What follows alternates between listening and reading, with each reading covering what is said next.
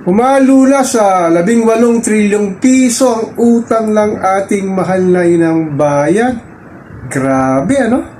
Talagang ating mga apo sa talampakan na hindi pa isinisilang dito sa mundong ibabaw ay meron ng utang na dadatnan at ito'y iaawa sa ating mga binabayad na buwan-buwan buwis. Grabe, ano?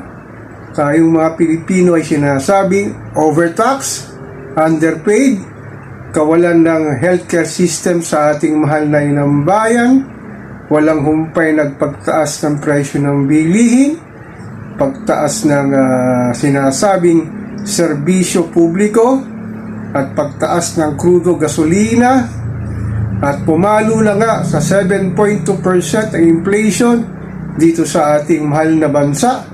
Grabe, ano? Talagang wala na yata tayong magagawa dito sa mga nangyayaring sinasabing paghihirap ng ating mahal na inang bayan, ngunit ang ating mga politiko ayahay lang sa buhay, palibhasa hindi sila apektado sa krisis na nararanasan ng sambayanang Pilipino sa gitna ng tensyon, sa gitnang silangan ay puro pamumulitika ang kanilang pinag-uusapan, lalo na sa papalapit na impeachment case ni Sara Duterte. Grabe talaga. Tayong mga mamamayang Pilipino talaga ang naghihirap sa mga nangyayari dito sa ating mahal na inang bayan.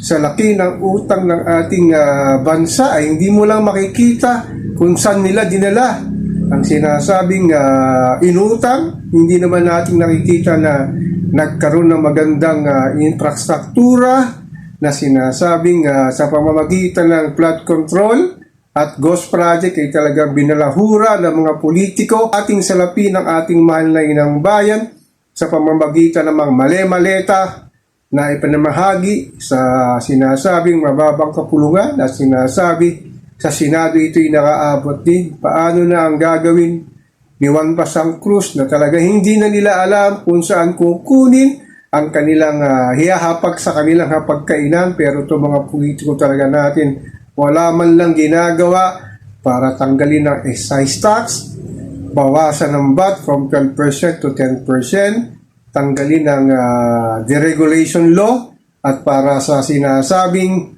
pagbaba ng presyo ng petrolyo dito sa ating bansa. Ano pa ba ang dapat nating gawin sa mga nangyayaring sinasabing pagsubok ba ito ng tadhana na talagang grabe na ang nangyayari sa ating mahal na inang bayan? Ang sabi nga ng mga nakakaraming concerned netizen, mahirap daw mahalin ang ating mahal na inang bayan, ng ating bansang Pilipinas sa dami ng mga sinasabing tiwaling politiko na namamayagpag na talagang paulit-ulit na lang na sila ay naluluklok sa kanilang mga posisyon, lalo na sa mga probinsya na dinastiya ang kanilang mga namumuno sa kanilang sinasabing mga politiko, magmula sa anak, kapatid, asawa, nagpapalitan lang sa mga sinasabing posisyon. Kung natapos na ang ilang termino ay sila pa rin ang namumuno sa kanilang mga nasasakupang lalawigan na wala na yatang pagkakataon ng isang magaling na kandidato para ibangon ang kanilang sinasabing probinsya, munisipalidad, palayunan dahil sa mga sinasabing tiwaling politiko nagmumudmud ng kanilang mga salapi tuwing darating ang eleksyon sa pamamagitan ng sinasabing pagbibigay ng 1,000 hanggang 5,000 para iboto mo sila sa kanilang tinatakbuhang posisyon.